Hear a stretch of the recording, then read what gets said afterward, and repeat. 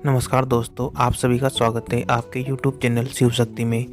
आज की कथा है तुलसी जन्म और विवाह की कथा। पौराणिक कथा के अनुसार भगवान शिव के गणेश और कार्तिकेय के अलावा एक और पुत्र थे जिनका नाम जालंधर था। एक अन्य कथा के अनुसार जालंधर एक राक्षस जो समुद्र से उत्पन्न हुआ था। जालंधर असुर प्रवृत्ति का था। वह खुद को सभी देवताओं से ज़्यादा शक्तिशाली समझता था और देवगणों को परेशान करता था। तुलसी पौधा पूर्व में एक लड़की थी जिसका नाम वृंदा था। राक्षस कुल में जन्मी यह बच्ची बचपन से ही भगवान विष्णु की भक्त थी। जब भगवान विष्णु की परम भक्त वृंदा बड़ी हुई तो उनका विवाह राक्षस कुल में ही दानव राज जालंधर से संपन्न हुआ। वृंदा बड़ी ही पतिव्रता स्त्री थी। वह सदा अपने पति की सेवा किया करती थी। जालंधर द्वारा बार बार देवताओं को परेशान करने की वजह से त्रिदेवों ने उसके वध की योजना बनाई। देवताओं और दानवों में युद्ध हुआ। जब जालंधर युद्ध पर जाने लगे तो वृंदा ने कहा कि स्वामी, आप युद्ध पर जा रहे हैं। आप जब तक युद्ध में रहेंगे मैं पूजा में बैठकर आपकी जीत के लिए अनुष्ठान करूंगी। जब तक आप नहीं लौट आते मैं अपना संकल्प नहीं छोड़ूंगी। जालंधर युद्ध में चला गया और वृंदा व्रत का संकल्प लेकर पूजा में बैठ गई। उसके व्रत के प्रभाव से देवता भी जालंधर को ना हरा सके। वृंदा के सतीत्व और अनुष्ठान के चलते कोई उसे मार नहीं पा रहा था। काफी दिनों तक चले इस संघर्ष और सभी प्रयासों के बाद भी जब जालंधर परास्त नहीं हुआ और सारे देवता हारने लगे तो इस समस्या के समाधान के लिए सभी देवगण भगवान विष्णु के पास पहुंचे। सभी ने भगवान से मदद करने के लिए प्रार्थना की। भगवान श्री हरि ने देवताओं की इस विफलता पर विचार किया कि यह दैत्य आखिर मारा क्यों नहीं जा रहा है। तब पता चला कि दैत्य राज की तेजस्वी पत्नी वृंदा का तप बल ही उसकी मृत्यु में अवरोध बना हुआ है। जब तक उसके तपोबल क्षय नहीं होगा तब तक राक्षस को परास्त नहीं किया जा सकता। लेकिन इसके साथ वृंदा उनकी भक्त भी थी। भगवान बोले कि वृंदा मेरी परम भक्त है, मैं उससे छल नहीं कर सकता। इस पर देवता बोले कि भगवान, अगर ऐसा है तो फिर दूसरा कोई उपाय हो तो बताएं, लेकिन हमारी मदद जरूर करें। कोई दूसरा उपाय न पाकर भगवान विष्णु ने जालंधर का रूप धारण किया। इस कार्य में प्रभु को छल और कपट दोनों का प्रयोग करना पड़ा। जब वह जालंधर का रूप धारण कर तपस्विनी वृंदा के महल में पहुंच गए, घर में वृंदा ने जैसे ही अपने पति को देखा तो वह तुरंत पूजा में से उठ गई और उनके चरणों को छू लिया। इधर वृंदा का संकल्प टूटा, उधर युद्ध में देवताओं ने जालंधर को मार दिया और उसका सिर काट कर अलग कर दिया। जालंधर का कटा हुआ सिर जब महल में आ गिरा तो वृंदा ने आश्चर्य से भगवान की ओर देखा जिन्होंने जालंधर का रूप धर रखा था। इस पर भगवान विष्णु ने अपने असल रूप में आ गए पर कुछ बोल न सके। जब वृंदा को भगवान के छल पूर्वक अपने तप समाप्त करने का पता चला तो वह बेहद दुखी हुई और अत्यंत क्रोधित हुई। वृंदा ने क्रोधित होकर भगवान को पत्थर बनने का श्राप दे दिया। इसके चलते भगवान तुरंत पत्थर के हो गए। सभी देवताओं में हाहाकार मच गया। सभी देवताओं ने वृंदा से श्राप वापस लेने की विनती की। देवताओं की प्रार्थना के बाद वृंदा ने अपना श्राप वापस ले लिया। प्रायश्चित के लिए भगवान विष्णु ने खुद का एक पत्थर रूप प्रकट किया। इसी पत्थर को शालिग्राम नाम दिया गया। उन्होंने वृंदा से कहा कि वृंदा, तुम वृक्ष बनकर मुझे छाया प्रदान करना। वृंदा अपने पति जालंधर के सिर के साथ सती हो गई। उनकी राख से एक पौधा निकला। तब भगवान विष्णु ने उस पौधे का नाम तुलसी रखा। इस तरह वृंदा तुलसी रूप में पृथ्वी पर उत्पन्न हुई। भगवान विष्णु ने कहा कि मैं इस पत्थर में भी रहूंगा जिसे शालिग्राम नाम से तुलसी जी के साथ ही पूजा जाएगा।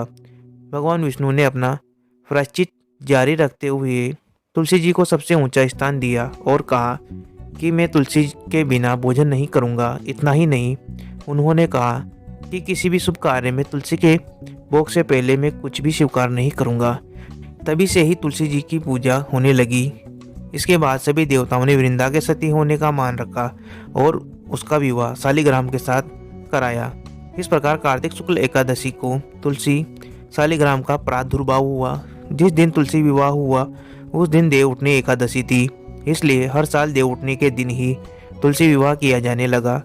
इस विवाह में तुलसी दुल्हन और शालिग्राम दूल्हा बनते हैं। दरअसल शालिग्राम और कोई नहीं बल्कि स्वयं भगवान विष्णु है। दोनों की शादी मनुष्य की शादी की तरह ही धूमधाम से की जाती है। देवउठनी से 6 महीने तक देवताओं का दिन प्रारंभ हो जाता है। अतः तुलसी विवाह श्री हरि विष्णु शालिग्राम स्वरूप के साथ प्रतीकात्मक विवाह कर श्रद्धालुओं उन्हें वैकुंठ को विदा करते हैं। इस दिन से हिंदू धर्म में सभी शुभ कार्यों का आरंभ हो जाता है। कार्तिक शुक्ल एकादशी देव उठने के दिन को तुलसी विवाह करने का महत्व और पूजा करने की विधि इस प्रकार से है। तुलसी विवाह का महत्व। तुलसी विवाह करने से कन्यादान के समान प्राप्ति होती है। इसलिए यदि किसी को कन्या ना हो तो उसे अपने जीवन में एक बार तुलसी विवाह करके कन्यादान करने का पुण्य अवश्य प्राप्त करना चाहिए। इस दिन देवी तुलसी वैकुंठ धाम गई थी।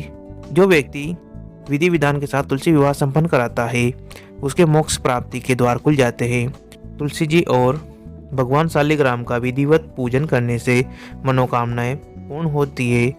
वैवाहिक जीवन में आ रही बाधाओं से मुक्ति मिलती है। तुलसी विवाह की पूजा विधि। सबसे पहले लकड़ी की एक साफ चौकी पर आसन बिछाएं। फिर गमले में गेरू के रंग से रंग दें। चौकी के ऊपर तुलसी जी को स्थापित करें। साथ ही दूसरी चौकी पर भी आसन बिछाएं। उस पर भगवान शालिग्राम को स्थापित करें। इसके साथ दोनों चौकियों के ऊपर मंडप को सजाएं। इसके बाद एक कलश में जल भरकर रखें। उसमें 5 या 7 आम के पत्ते लगाकर पूजा स्थल पर स्थापित करें। अब भगवान शालिग्राम और माता तुलसी के सामने घी का दीपक जलाएं और रोली या कुमकुम से तिलक करें।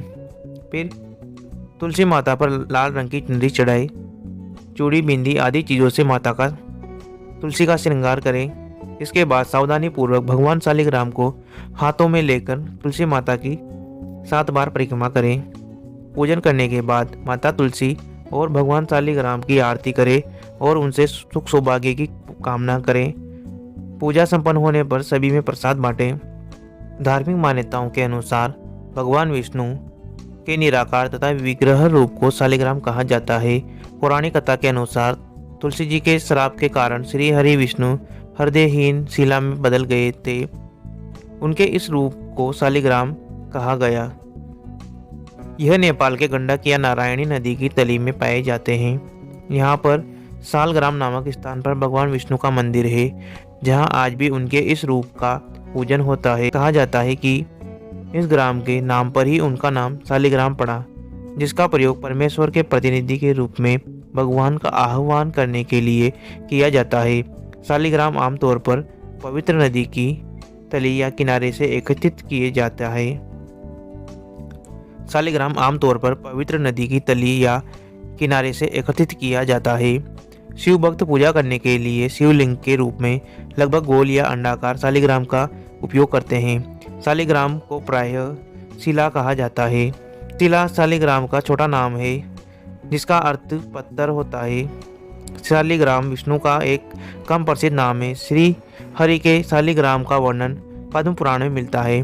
पद्म पुराण के अनुसार गंडकी अर्थात नारायणी नदी के एक प्रदेश में शालिग्राम स्थल नाम का एक महत्वपूर्ण स्थान है। वहां से निकलने वाले पत्थर को शालिग्राम कहते हैं। शालिग्राम शिला के स्पर्श मात्र से करोड़ों जन्मों के पाप का नाश हो जाता है। फिर यदि उसका पूजन किया जाए तो उसके फल के विषय में कहना ही क्या है। वह भगवान के समीप पहुंचाने वाला है। बहुत जन्मों के पुण्य से यदि कभी गोस्पद के चिन्ह से युक्त श्री कृष्ण शिला प्राप्त हो जाए तो उसके पूजन से मनुष्य के पुनर्जन्म की समाप्ति हो जाती है। पहले शालिग्राम शिला की परीक्षा करनी चाहिए। यदि वह काली और चिकनी हो तो उत्तम है। यदि उसकी कालीमा कुछ कम हो तो वह मध्यम श्रेणी की मानी गई है। यदि उसमें दूसरे किसी रंग का सम्मिश्रण हो तो वह मिश्रित फल प्रदान करने वाली होती है। जैसे सदा काट के भीतर छिपी हुई आग मंथन करने से प्रकट होती है, उसी प्रकार भगवान विष्णु सर्वत्र व्याप्त होने पर भी शालिग्राम शिला में विशेष रूप से अभिव्यक्त होते हैं। वैज्ञानिक आधार पर शालिग्राम एक प्रकार का जीवाश्म पत्थर होता है, जिसे जीव वैज्ञानिक एमोनोइड जीवाश्म कहते हैं। यह जीवाश्म विशिष्ट गुण युक्त होते हैं। ये काले अंडाकार सुनहरी आभा लिए हुए कई तरह के होते हैं। इनके अलग अलग रूप का संबंध भगवान विष्णु के विविध रूपों से माना जाता है। अपनी आकृति, रंग, रूप और चिन्ह के आधार पर शालिग्राम कई प्रकार के होते हैं, जिनका अलग अलग रूप से पूजन का विधान है। पुराणों में 33 प्रकार के शालिग्राम भगवान का उल्लेख है, जिनमें से 24 प्रकार के शालिग्राम का संबंध भगवान विष्णु के 24 अवतारों से माना जाता है। यदि शालिग्राम का आकार गोल है तो उसे भगवान का गोपाल रूप माना जाता है। मछली के आकार के लंबे शालिग्राम मत्स्य अवतार का प्रतीक है। कछुए के आकार के शालिग्राम को विष्णु जी के कच्छप या कूर्म अवतार का प्रतीक माना जाता है।